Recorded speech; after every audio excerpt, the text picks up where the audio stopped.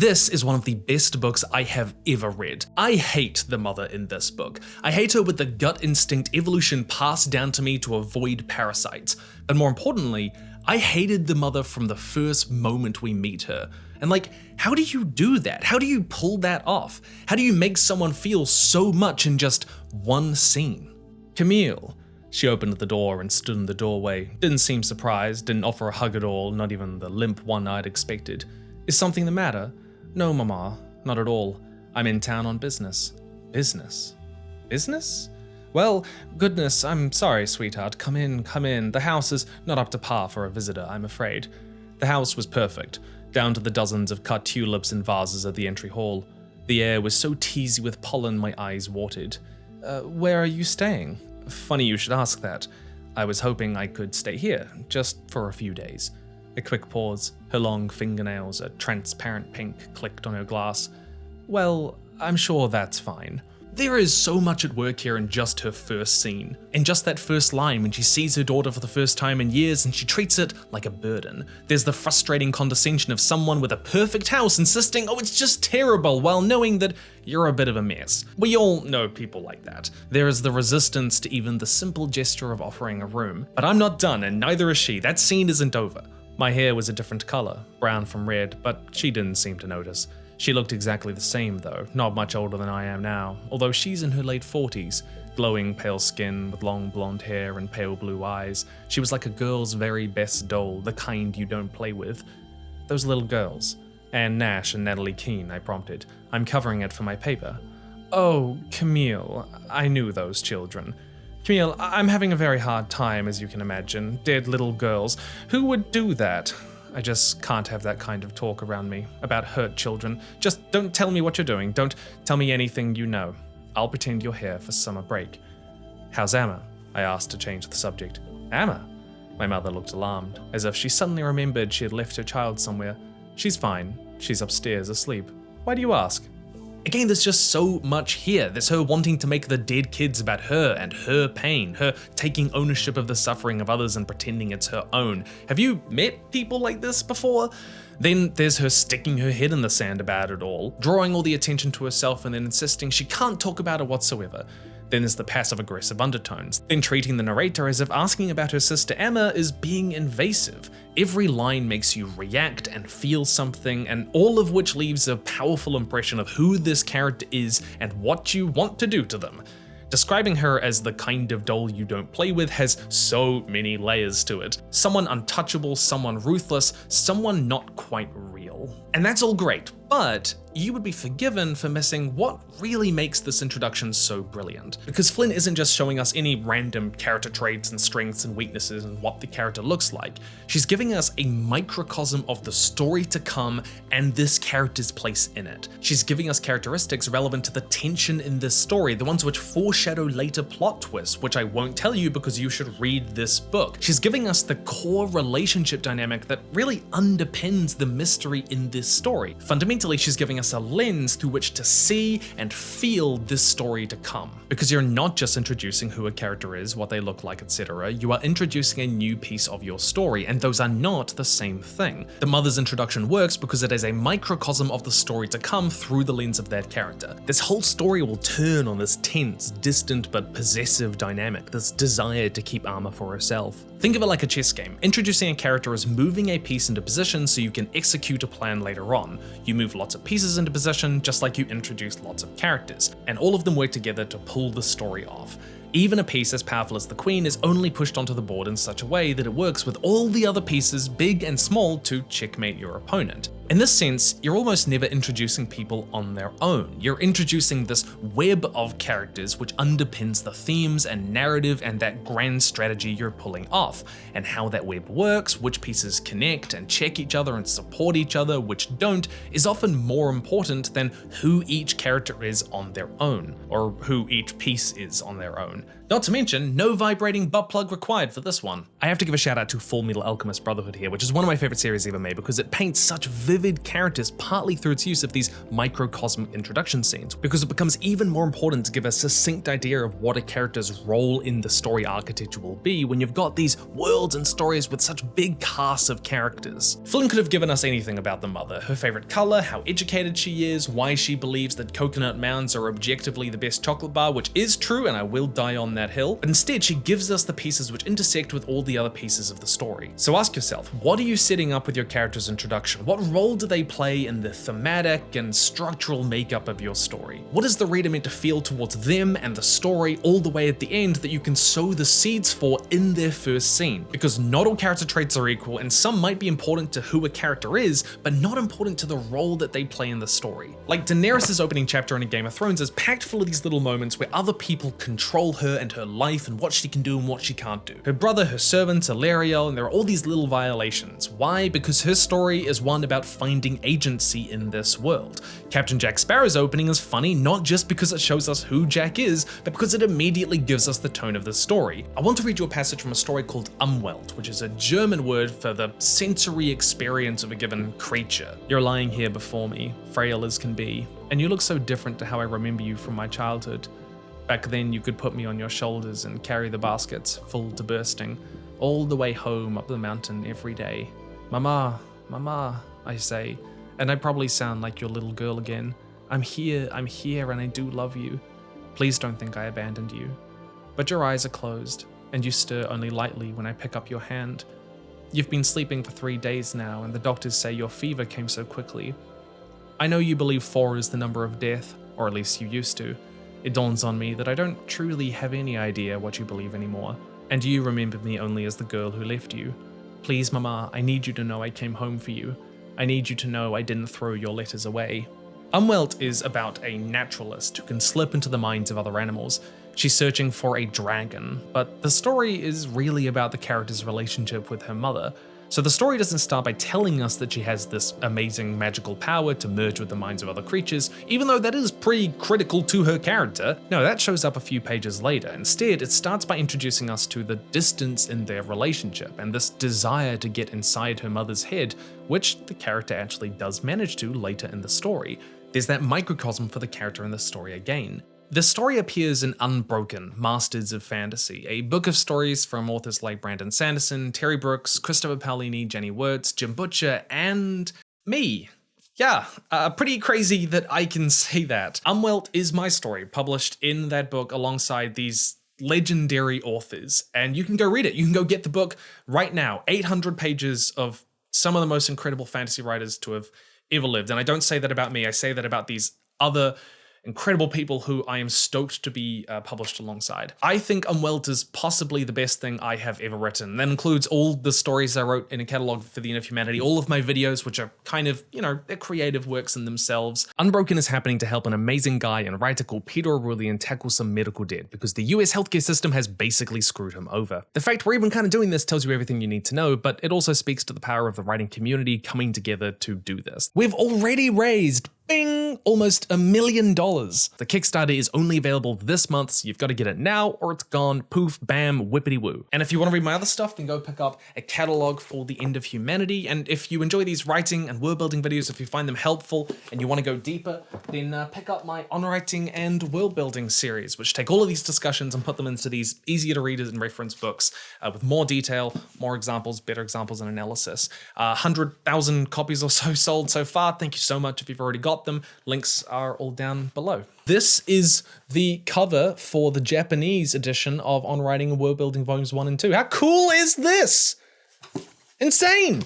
I think it's better than the cover I've got. All 3 cover different topics, you can get them in any order, but Volume 3 is my favorite and Volume 4 is coming later this year, I hope. But there is something to say that even if you introduce the character through that microcosm, that doesn't make them interesting. No, to make them interesting, I think you need a Part 2 character hook. If it sounds complicated, it's because writing is complicated.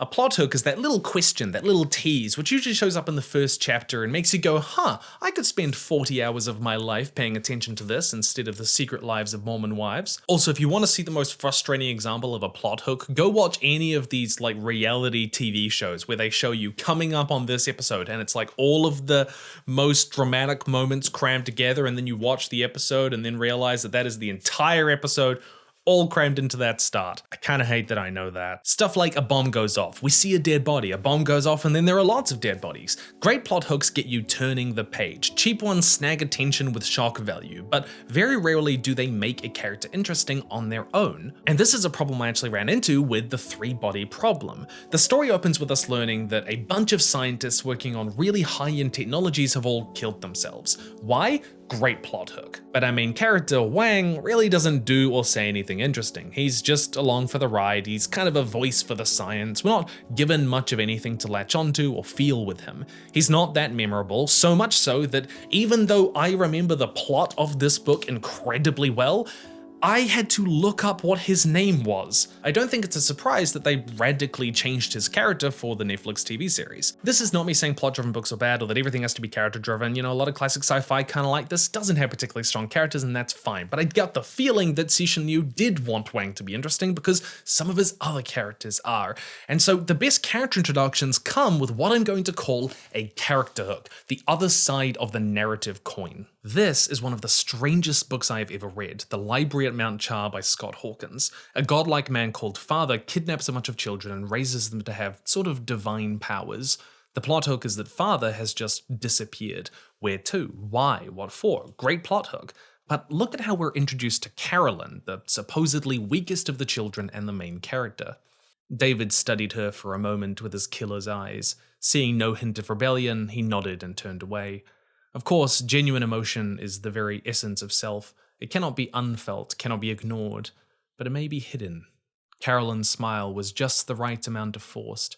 Anyone who bothered to peek in on her thoughts would only find concern for Father and a sincere, if slightly nervous, desire to please David. But in her heart, the hate of them blazed like a black sun. This is only part of the opening, but by the end of it, Carolyn is introduced as someone with an agenda. On first reading, we think that this line about David seeing no hint of rebellion in her eyes is because she isn't rebellious. But it's a pun, it's got a double meaning, it's actually the opposite. It's that David is unable to see the rebellion in her because Carolyn is extremely good at reading others and controlling what they think about her, hiding her true intentions. This first chapter is littered with her hiding her true feelings and controlling how she expresses herself and holds herself to get the right reaction out of others. And all of this left me with a burning desire to see what Carolyn would do next, just like the plot hook leaves you with a desire to see what's going to happen next in the plot. When people say active characters who drive the plot are more interesting than passive characters who react to it, they're kind of wrong. That's way too big a sweeping generalization. But what they're kind of getting at is that it's easier to give an active character a character hook, like Carolyn's agenda. But there are tons of ways to give a character hook. Like, let's look at objectively one of the best character introductions ever made. You know what it is. It's of course the one, the only. Not only does this scene tell us everything we need to know about Captain Jack Sparrow with him barely saying a word, that this is a man for whom being captain is a mindset, he's got a romantic view of the world, undeterred and ever the optimist in his own way, and yet a captain of nothing. But more importantly, the character hook here is that he is creative, he's clever, and he solves problems in funny, lucky ways which shouldn't work. You are without doubt the worst pirate I've ever heard of. But you have heard of me. From the first moment, we want to see how he solves other problems, which he soon does. The story gives us that in spades. How a character solves problems can be a great character hook, especially if you don't get the plot hook till a little later. But if you're not doing that, then maybe make them a drug addict. He was sure he'd said whatever, which in retrospect worried him because it might have sounded as if he didn't care at all, not at all, so little that it wouldn't matter, as if she forgot to get it or call. And once he had made the decision to have marijuana in his home one more time, it mattered a lot. It mattered a lot. He had been too casual with the woman. He should have made her take $1,250 from him up front, claiming politeness, claiming he didn't want to inconvenience her financially over something so trivial and casual. Money created a sense of obligation, and he should have wanted the woman to feel obliged to do what she said she'd do. Once what she'd had said she'd do had set him off inside. Once he had been set off inside, it mattered so much more that he was somehow afraid to show how much it mattered. This whole chapter of David Foster Wallace's Infinite Jest is all about an addict hyperfixating on whether and when he's gonna get his next fix, when this woman who's gonna turn up with his drugs, but not wanting to look like he is an addict, so, how should he stand and speak, and how should he have reminded her so as to be casual but not sound desperate, how he rationalizes his addiction to himself. Oh, I'll blow it all at once, and it'll be such a negative experience that I'll never want to do it again, which, of course, definitely makes sense. The more drugs you have, the less addiction you've got. The character here, Erdity, doesn't really have an agenda like Carolyn. Well, he wants drugs, but I found myself just utterly transfixed reading through this guy's weird, obsessive psychological experience. And I think the character hook works here because I truly believe that if you delve deep enough into the nooks and crannies of any interesting psychological experience, then it's gonna be fascinating to read. If you actually delve deep and hard enough, then you can get that. If Flynn can turn a description of a childhood home into a psychological case study of a dysfunctional family, then you can turn your Warhammer 40k addiction into a look at what a religious upbringing does to a person. Addiction is naturally interesting, but anything can be if you go deep enough. Publishing right now is really big on fast, flashy starts. The inciting incident on page 1, your first line should make everything explode. That so often ends up with these big, flashy plot hooks with fireworks and dead body and a limp, wet character hook. Because in a sense, your character introduction is your story introduction, and it is easier to just make everything explode, right? So take this as an exercise. Consider starting your story as deep in your character's psyche as you possibly can, and see where that takes your prose,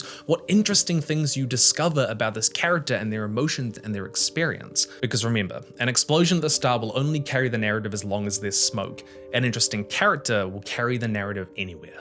Other times, all you really need is a character with a really interesting outlook or philosophy. Ursula K. Le Guin's The Day Before the Revolution is written from the perspective of an old revolutionary looking back on the past and all they've achieved, and has these curious turns of phrase. A proper body's not an object, not an implement, not a belonging to be admired. It's just you, yourself. Only when it's no longer you, but yours, a thing owned, do you worry about it. Is it in good shape? Will it do? Will it last? Or consider Clara and the Sun by Kazuo Ishiguro, about an android companion standing in a shop window, hoping to be bought, who has this wonderfully optimistic, if naive view of the world. So the way she describes the tint of the brick building, the different kinds of shoes people wear, how the sun cuts across the pavement, it all takes on this magical, wondrous feeling that you can't help but become attached to as she points out things that you probably ignore, that you've filtered out because you've lost the capacity to see the wonder in the little things. You'll know this as well as me. You've only got one shot at introducing a character, so you've got to be ruthless. Ruthless with which characteristics and blind spots and strengths and weaknesses you show off that 1, establish your character, and 2, give us that microcosm with their role in it. Horgan spends one line telling us Carolyn was fond of a dress that she has to throw away at the start of the book, but he spends several paragraphs showing us how good she is at lying. Not just because it tells us who the character is, but because Caroline's deception is the story. But if you've read Infinite Jest, you'll be screaming at me right now, Tim, that's a weird chapter to use. And it is, it absolutely is, because that character, Erdity, he gets the second chapter of the book, and yet he barely appears in the story. And so why? Why would you possibly do that? Well, Infinite Jest is a bizarre story. You might just put it down to that bizarreness, but I think there is another reason. Infinite Jest is a story about addiction in all of its forms. You meet a bunch of characters who are struggling with it one way or another. What it does to you, how you come back from it, how you escape it, how we justify it to ourselves. And all of that is upfront in raw, unfiltered stream of consciousness in that second chapter. Erdity's introduction isn't just showing us who he is, it's introducing a core theme of the story and giving us a lens through which to understand the other POV characters. Because then, when others talk about addiction, we recognize those behaviors, and a little voice in your head is wondering if, well, they're doing the same mental gymnastics that Erdity is. This is all about that microcosm, giving the reader the tools to see the big picture and for you to checkmate them when you've moved all your pieces into position and you execute your grand strategy. So in that sense, that chapter in Infinite Jest is really not so much about the character than it is about the wider story that matters overall. And it's a great example of how weird and varied character introductions can be. So ask yourself, what's your plot hook in your story, and what's your character hook? Consider giving them an agenda, an emotionally complex state to drag us into, a unique outlook that endears us to them or makes us feel something, or give them a creative way of solving problems. Sometimes the plot and character hooks are two different ways to get invested in the same story, like Pirates of the Caribbean, but other times they work together, like The Library of Mount Char, where Carolyn's deception and agenda only really matter, character hook, because plot hook, father has disappeared. Now, all of this is downstream from advice you've definitely heard before, that a character's first scene should tell you who they are. Now, some people take this to an extreme and say that their first line should summarize their character. Think like Daisy in The Great Gatsby, where her first line is, "Oh, I'm paralyzed with happiness," with a bunch of empty laughter.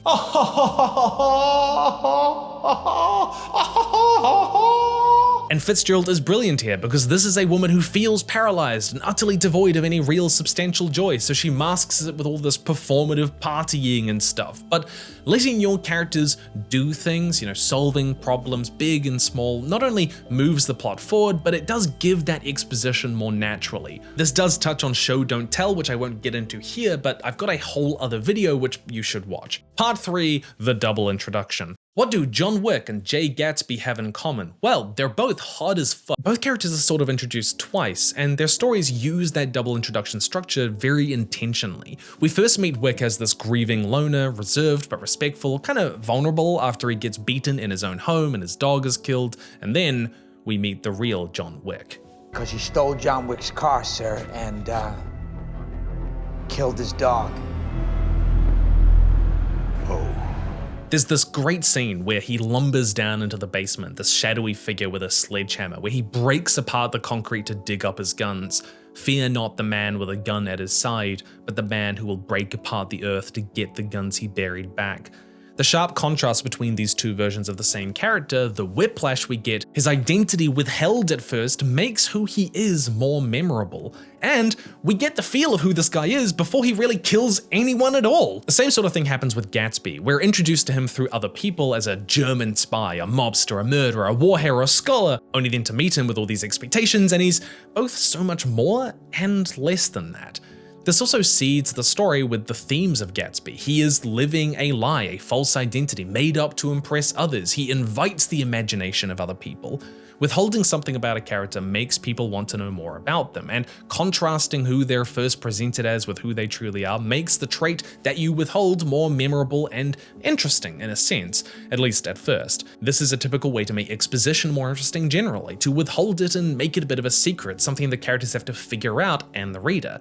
Having other characters introduce someone before we meet them also allows the reader to imagine and project depth onto them. This is especially effective for characters who you want to have a sense of presence, like Wick and Gatsby, villains and heroes who have all had an impact on the people around them. This itself works as the character hook we talked about. And also, you've definitely seen this tactic before a lot more than you think, because what is backstory if not introducing a character one way and then introducing them again in a fundamentally different light? Intentionally withholding a villain's backstory lets you manipulate the reader into hating them at first. Intentionally withholding a hero's backstory allows you to manipulate the reader into loving them before that reveal. But ask yourself, are you withholding a backstory to make the character more interesting, or because you have an awkward timeline problem? Part 4, give them something to disagree with. Okay, so you've definitely heard these lines before. All happy families are alike. Each unhappy family is unhappy in its own way. It is a truth universally acknowledged that a single man in possession of a good fortune must be in want of a wife. Those are the famous opening lines of Anna Karenina and Pride and Prejudice, but I want to share another kind of line from Haruki Murakami's An Independent Organ. There are people in the world who, thanks to a lack of intellectual acuity, live a life that is surprisingly artificial. Now, these might not feel like you're introducing a character, nobody is named, no dialogue is given, no decisions are made, but aphorisms like this do, 1, implicitly place a character in a strange position, like an unhappy family with unique problems, and 2, they give the reader something to agree or disagree with. How ridiculous! Single wealthy men are famously not in want of a wife. An Independent Organ is ironic because the whole story goes on to prove that people you think are boring are actually really complex on the inside and you just haven't given it enough thought. So consider introducing a character by giving the reader something to interpret or argue with. Christopher Ruccio does this very explicitly in the opening chapter to Empire of Silence. I make no excuses, no denials, no apologies for what I have done. I know what I am, but perhaps you will read on, tempted by the thought of reading the work of so great a monster as the one made in my image. You will not let me be forgotten because you want to know what it was like to stand aboard that impossible ship and rip out the heart of a star. You want to feel the heat of 2 civilizations burning and to meet the dragon, the devil that wears the same name my father gave me. The book asks, how will you view this man? As a hero, a villain, a scholar, a demon? How will you interpret his violence to come? And it kind of mixes the plot and character hook as well. You know, you get the scale of the story. This is going to be about war, and it's going to span planets and an empire, and our character's going to be active and a pivotal part of it, and he's going to go and do something really cool. It dangles that promise of an agenda we spoke about before. Saying your main character loves sword fighting is introducing them, but saying every man who wields a blade must be a man of honor gives you something to chew on. This video got so long that I ended up splitting into 2 pieces. You know how epic fantasy has a bazillion characters? Like Malazan has like 400 POVs apparently. Wheel of Time 120, A Song of Ice and Fire like 40, Stormlight like 30. How do you possibly manage all of those? Well, I discovered something really interesting. If you want to see that video, then it's going to be going to my patrons first, link down below. As said, if you like these sorts of videos, if you like my writing, go pick up Unbroken, but also go pick up my own writing and world building books. This has all of the good stuff and more. It allows me to go into more depth and better examples and interesting analysis than I ever can in a video. You know, and on YouTube, I have to worry about the algorithm and how it's going to be framed and pacing and stuff like that. But this allows me to sort of just get into the raw meat of what I'm talking about. And of course, there's a ton of extra stuff which I can only put into the books. I can't put into the videos at all. Links down below. But let's bring all of this back into a summary. Yes, please. All right, number 1, consider how your character introduction can not only introduce your character, but their wider place in the story. The core themes, relationships, and characteristics would give us a lens through which to understand the story. Not all character traits are equal. 2, give your characters a character hook as well as a plot hook. This is the reason to follow them personally. It could be an agenda, an interesting outlook, an immersive psychological experience, or an interesting way of solving problems. And 3, aphorisms implicitly place characters in interesting situations and give the reader something to agree with or disagree with. Thank you to all my patrons. Thank you to everyone who's getting my books. This means a lot. Thank you that I get to do this cool job. It's really, really awesome. Stay nerdy, and I will see you in the future. Boom.